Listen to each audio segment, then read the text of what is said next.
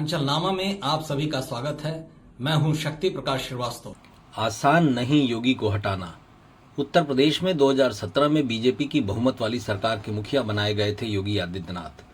संत महंत होते हुए भी सियासत के सारे दांवपेच में पारंगत योगी आदित्यनाथ ने एक के बाद एक सियासत से लेकर सरकार में ऐसे ऐसे प्रयोग किए जिससे उनकी लोकप्रियता दिन प्रतिदिन बढ़ने लगी।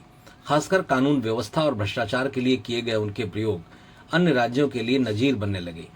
ऐसे में विपक्ष तो विपक्ष, उनके अपने ही दल में बहुतों को योगी का तरीका अखरने लगा।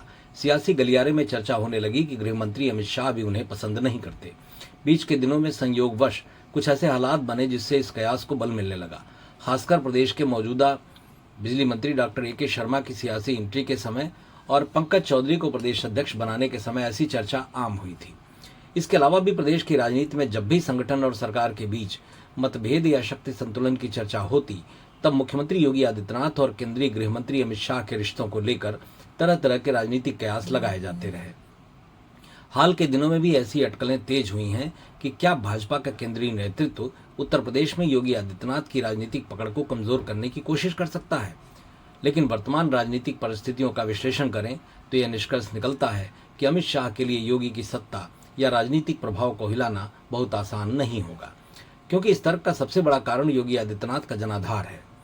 सत्ता संभालने के बाद उन्होंने अपनी एक अलग राजनीतिक पहचान बनाई है।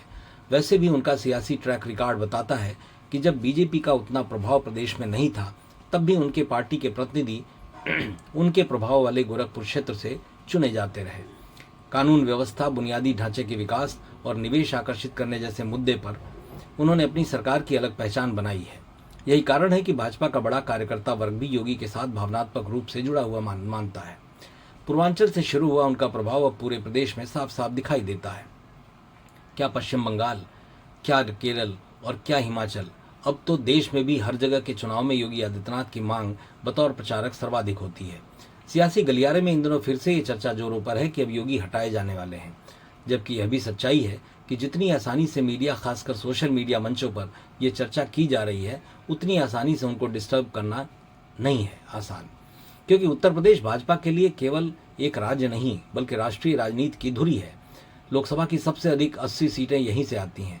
2027 के विधानसभा चुनाव और उसके बाद 2029 के लोकसभा चुनाव को देखते हुए भाजपा ऐसा कोई कदम उठाने से बचेगी जिससे संगठन और सरकार के बीच टकराव का संदेश जाए। यदि योगी को कमजोर करने की कोशिश होगी तो उसका असर सीधे चुनावी प्रदर्शन पर पड़ सकता है। अमित शाह निसंदेह भाजपा के सबसे प्रभावशाली रणनीतिकारों में गिने जाते हैं। संगठन निर्माण और चुनावी प्रबंधन में उनकी भूमिका निर्विवाद है, लेकिन भाजपा की कार्यशैली सामूहिक नेतृत्व पर भी आधारित है। इसलिए केवल अमित शाह की इच्छा से सत्ता समीकरण बदले जाएंगे, यह मान लेना व्यवहारिक नहीं होगा। योगी आदित्यनाथ की एक और ताकत उनका स्वतंत्र राजनीतिक व्यक्तित्व है। गोरखनाथ मठ के पीठाधीश्वर होने के कारण उनकी धार्मिक और सामाजिक स्वीकार्यता भी व्यापक है। यह आधार उन्हें पारंपरिक राजनीतिक नेताओं से अलग बनाता है।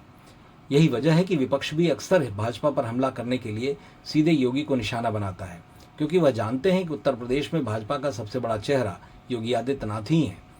ऐसे में यह कहना अधिक उचित होगा कि अमित शाह और योगी आदित्यनाथ के बीच शक्ति संतुलन की चर्चा राजनीतिक विमर्श का हिस्सा तो हो सकती है, लेकिन वर्तमान परिस्थितियों में योगी की राजनीतिक स्थिति इतनी मजबूत हो गई है कि उन्हें केवल संगठनात्मक हस्तक्षेप से कमजोर कर पाना आसान नहीं दिखता। उत्तर प्रदेश में भाजपा की चुनावी सफलता का बड़ा आधार आज भी योगी आदित्यनाथ की लोकप्रियता, प्रशासनिक छवि और कार्यकर्ता समर्थन है। ऐसे में भाजपा नेतृत्व के लिए टकराव नहीं बल्कि तालमेल ही सबसे व्यवहारिक और लाभकारी राजनीतिक विकल्प होगा। इसलिए स्पष्ट तौर पर कहा जा सकता है कि मौजूदा परिप्रेक्ष्य में योगी को हटाना बहुत आसान नहीं है। मतलब की बात में आज बस इतना ही। कल फिर मुलाकात होगी इसी समय, इसी चैनल पर। तब तक के लिए नमस्कार।